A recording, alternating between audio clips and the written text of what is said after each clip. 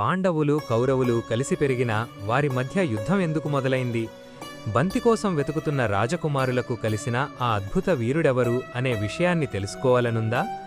పాండురాజు మరణం తర్వాత కుంతీదేవి తన 5 కుమారులతో కలిసి హస్తినాపురానికి వస్తుంది. భీముడి అపారమైన బలవంతుడు.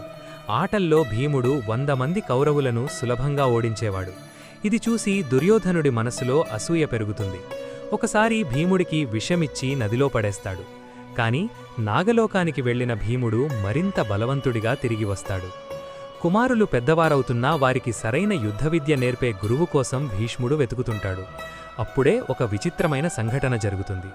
ఒకరోజు రాజకుమారులు ఆడుకుంటుండగా వారి బంతి బావిలో పడిపోతుంది.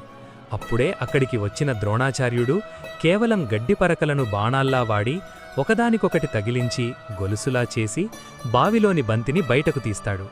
ఈ అద్భుత విద్యను చూసి రాజకుమారులు ఆశ్చర్యపోతారు. ఆయనే గొప్ప విలుకాడు ద్రోణాచార్యుడని తెలుసుకున్న భీష్ముడు కురువంశానికి గురువుగా నియమిస్తాడు. మరి ద్రోణుడు అర్జునుడిని ప్రపంచంలోనే గొప్ప విలుకాడుగా ఎలా తీర్చిదిద్దారు అనే విషయాన్ని వచ్చే ఎపిసోడ్లో చూద్దాం. Please subscribe.